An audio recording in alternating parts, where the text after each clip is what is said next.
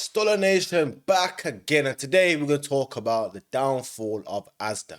Now, listen, from the outside perspective, everything seems okay, man. It seems like, just like Tesco and Sainsbury's, Asda can do no wrong. They're the home hub of discounted prices, but listen, on the inside, at its core, it's secretly rotting, and we're going to actually check out what is going on with Asda. Me personally, for discounted prices, I'd rather go to Aldi or Lidl. But listen, let's get straight into this video, man. Check it out, man. 10 years ago, one supermarket was the undisputed heavyweight champion of the bargain. It was loud, aggressive, and had the backing of the biggest retailer on earth. It dominated the TV screens with a jingle and a double tap on the back pocket that every single person in the UK recognized. Fast forward to today, and the party is officially over. Walk into those same automatic doors today, and the vibe has completely flipped. The aisles are strangely quiet, and the prices now just make you wince. Asda is in trouble.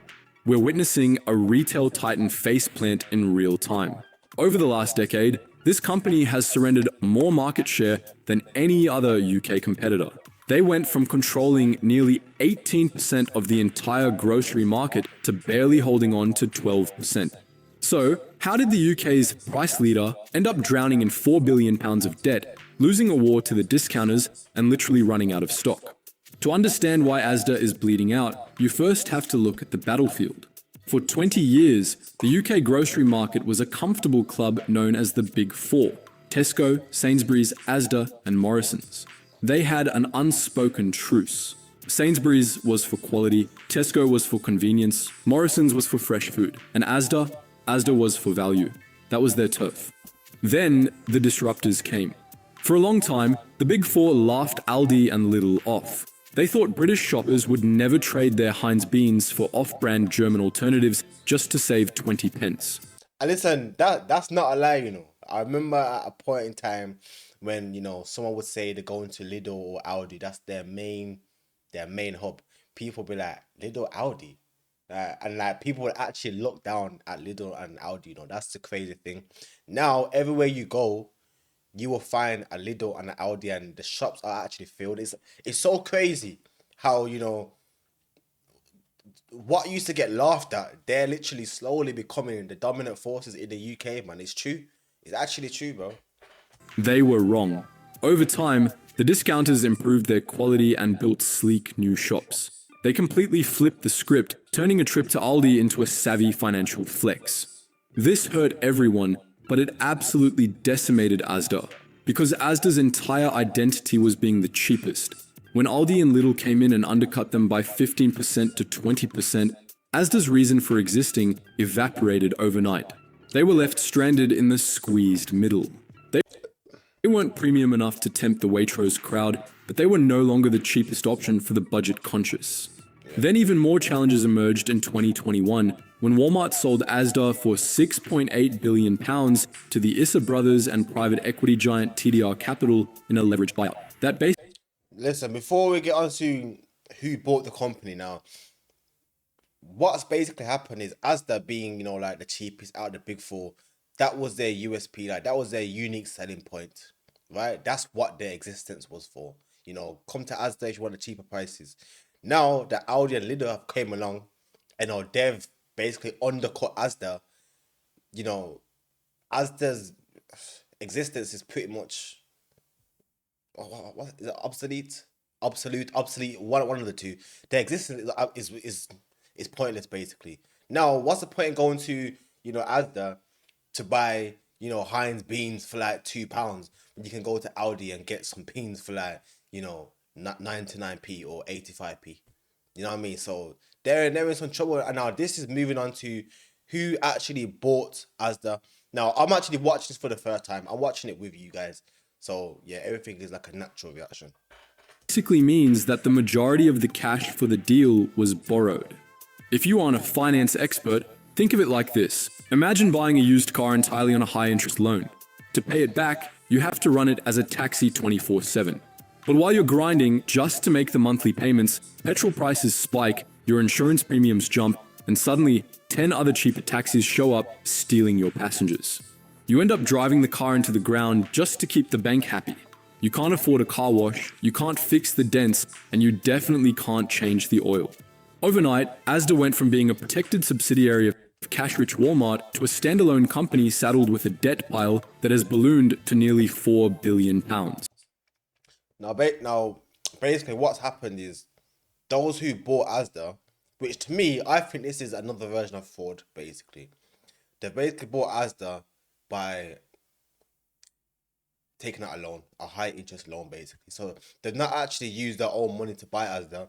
They're taking out a big loan, and as things increase, they've still got to pay the loan, right? So as other things increase, expenses, they're now struggling. They're like barely keeping above water to basically keep running. Now they're in billions of debt, and bro, it's really looking like Asda is on the way out, man. It's like you can't. It's not sustainable.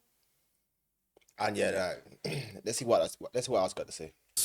This might have been manageable if the economy had stayed stable. But when interest rates skyrocketed in 2023 and 2024, the cost of servicing that debt exploded. Suddenly, the payments became crippling.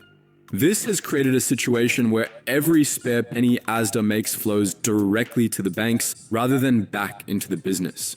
While Tesco was pouring money into automation and Sainsbury's was spending millions upgrading its Nectar app to lock in loyalty, Asda was frantically scraping the barrel just to pay the bills.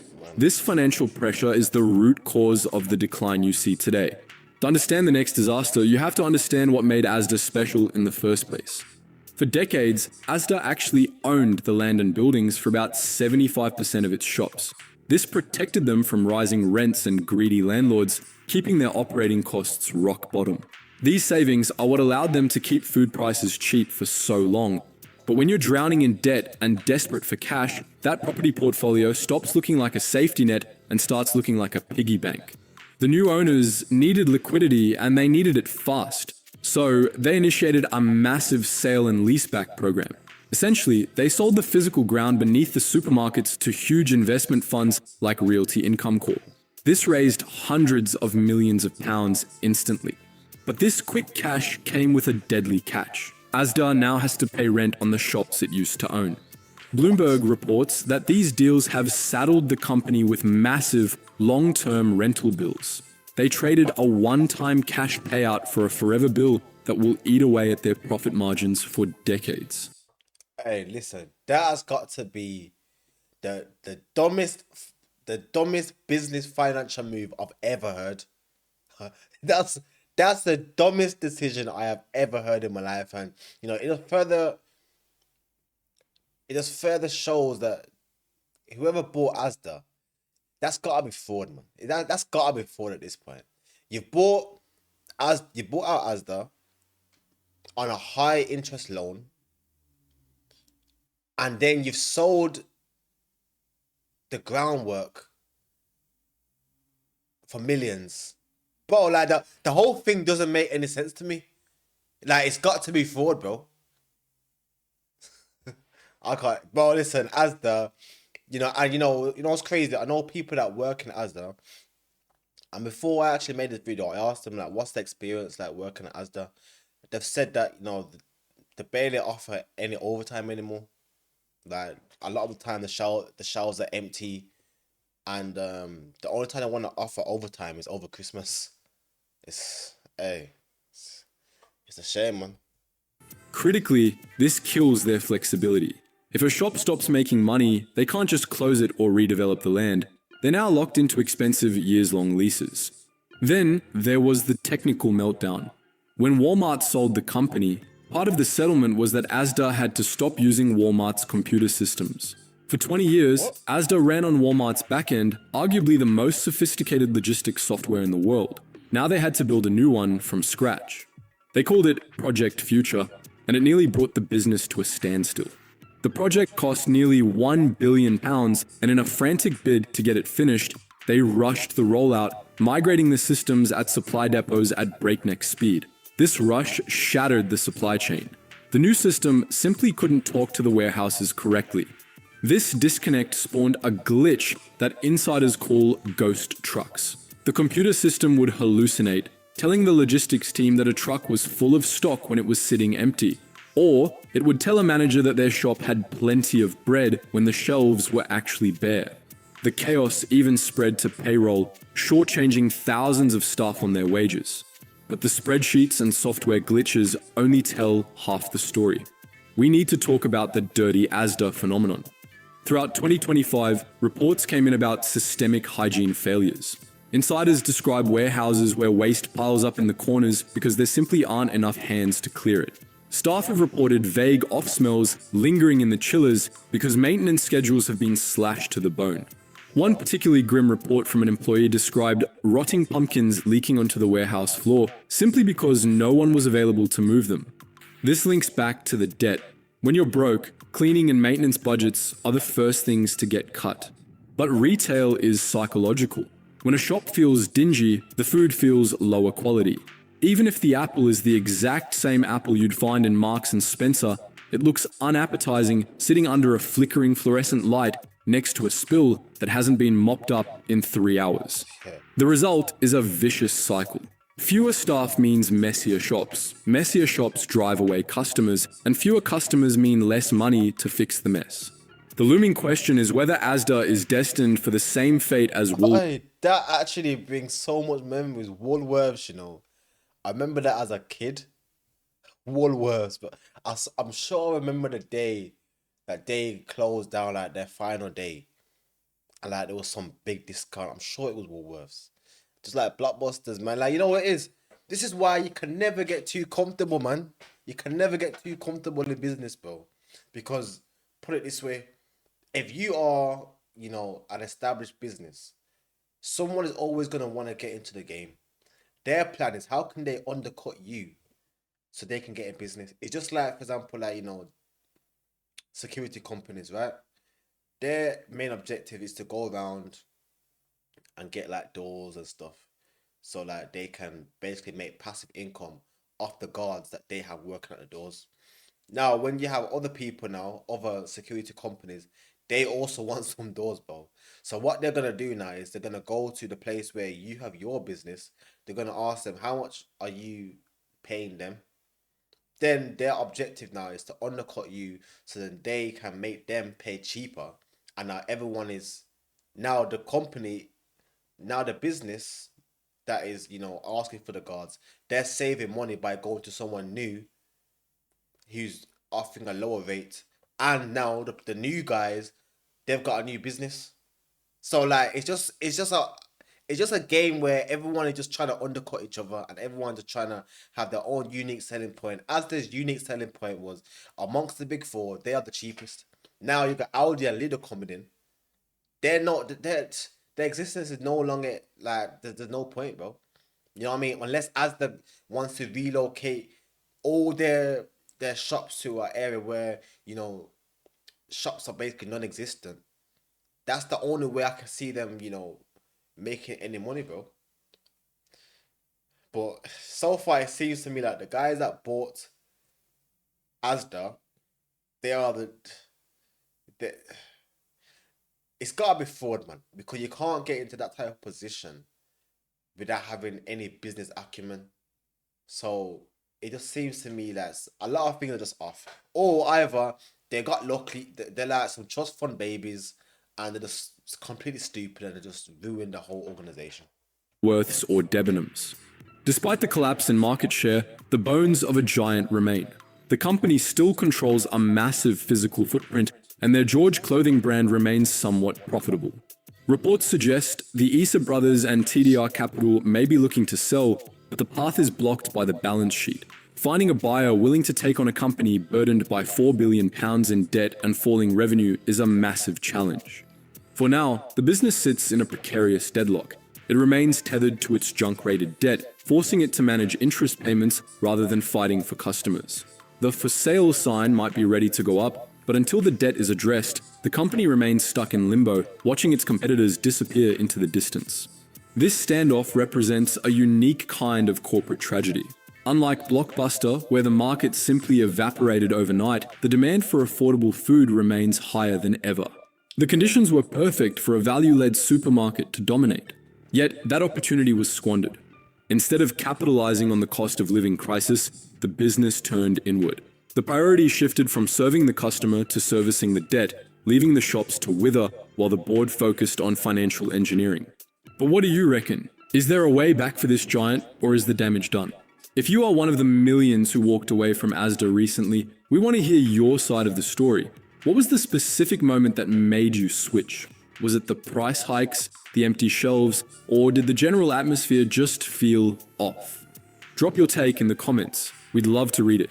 And if you enjoyed this deep dive, give us a like, hit subscribe.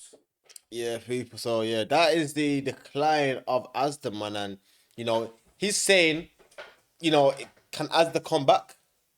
There's no, you know, a lot of this reminds me of my team, the team I support, Manchester United, right? So obviously we have some corrupt owners, the Glazer family. They bought Manchester United through debt, right? Not their own money, through debt. They're so incompetent, yeah, to run a football club. It's had like a slow bleed throughout the years, and the only reason why Manchester United has survived for so long is because of the fan base. Manchester United is no doubt arguably the biggest football club in the world. If we weren't so big, like fat with a fan base, Man United would have dissolved a very, very long time ago, right? So, but in this case now with Asda, the question of whether it can come back, bro, not with these owners, bro. These owners, yeah, they clearly don't know what they're doing. They've bought the company through debt. They've sold the land, so they have to pay high rates of like rent. Now they're trying to sell the company when they're 4 billions in debt. To me, it seemed like they're trying to just do a quick, fast business scam and try to run off in the sunset. That's what I get from this, you know. But yeah. Let me know what you guys think, man. Do you guys still buy from Asda? No, I went to Asda probably like a few months ago, some point last year, and yeah, the shelves were empty, bro. Like a lot of the shelves are empty. It feels like something just feels a bit off in there, man. Like, and yeah, the workers that work there, they don't get no overtime because they're clearly trying harder to save money. It's just a mess, man. It's actually just a mess. But yeah, this is going to be the decline of Asda, and Lidl and Aldi are taking over, man. Considering Aldi and Lidl, they were once laughed at for being like cheap and blah blah blah. Like most of their stores are really nice. That they've got like a brand new feel to them, new buildings, and yeah, they're here to stay. They're here to stay. They're not going anywhere, bro. You know what I mean? Because as long as you can provide a service and their service is cheap, um, cheap foods, whatever goods for the people, they're all gonna be in operation. But yeah, let me know what you guys think about this, man. But as usual, if you like the video, like and subscribe. Peace. I'm out.